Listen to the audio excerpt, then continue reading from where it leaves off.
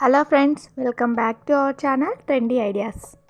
ఈరోజు మన ఛానల్లో కాకరకాయ కర్రీని ఎలా ప్రిపేర్ చేయాలో తెలుసుకుందాం. అమ్మో, కాకరకాయనా, అస్సలు తినను నేను, చేదుగా ఉంటుంది అనేవాళ్ళు చాలామంది ఉంటారు.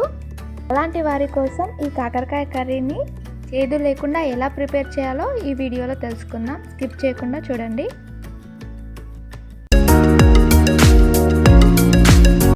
కర్రీ ప్రిపరేషన్ కోసం ఒక కడాయిని తీసుకొని అందులో 3 స్పూన్ల ఆయిల్ని వేసుకోవాలి. ఆయిల్ వేడెక్కిన తర్వాత ఇందులోకి మనం సన్నగా తరిగి పెట్టుకున్న కాకరకాయ ముక్కలను వేసుకోవాలి. కాకరకాయ ముక్కలని బాగా వేగనివ్వాలి. ఇలా వేగడం వలన చేదు అనేది పోతుంది. ఈ కాకరకాయ వేగుతున్నప్పుడే ఇందులోకి 1 స్పూన్ పసుపును వేసుకోవాలి. అలాగే 1 స్పూన్ ఉప్పును కూడా వేసుకోవాలి. ఈ ఉప్పు పసుపు వేయడం వలన కాకరకాయ త్వరగా వేగుతుంది. ఈ కాకరకాయ ముక్కల్ని గోల్డెన్ బ్రౌన్ కలర్ వచ్చేంత వరకు వేయించుకోవాలి.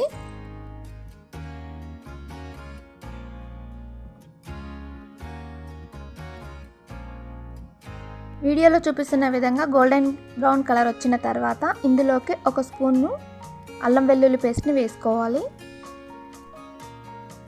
1 రెమ్మ కరివేపాకుని వేసుకోవాలి. ఈ అల్లం వెల్లుల్లి పేస్ట్ పచ్చి వాసన పోయేంత వరకు వేయించుకోవాలి. ఈ స్టేజ్లో వేయడం వలన కాకరకాయ ముక్కలకి చాలా బాగా పడుతుంది. ఇలా వేగిన తర్వాత ఇందులోకి 2 టమాటాలను తీసుకొని చిన్న చిన్న ముక్కలుగా కట్ చేసి వేసుకోవాలి. వీడియోని స్కిప్ చేయకుండా చూడండి. నేను చెప్పే టిప్స్ని పాటించి కాకరకాయ కర్రీని చేదు లేకుండా ప్రిపేర్ చేసుకోవచ్చు. టమాటా ముక్కలు పూర్తిగా వేగకముందే ఇందులోకి 1 స్పూన్ కారాన్ని వేసుకోవాలి. ఇలా వేయడం వలన కారం వేసినప్పుడు మాడిపోకుండా ఉంటుంది. ఇందులోనే రుచికి సరిపడా ఉప్పును వేసుకోవాలి.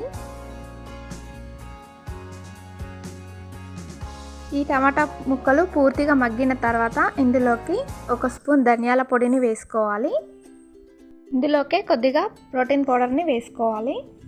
ఈ పౌడర్ వేయడం వలన టేస్ట్ చాలా బాగుంటుంది. ఒకవేళ ఈ వీడియో మీకు కావాలి అనుకుంటే నేను లింక్ డిస్క్రిప్షన్లో ఇస్తాను, కావాల్సిన వారు చెక్ చేయండి. చూసారు కదా, ఈ వీడియో మీకు నచ్చినట్లయితే లైక్ చేయండి, షేర్ చేయండి, సబ్స్క్రైబ్ చేసుకోండి. Thank you for watching.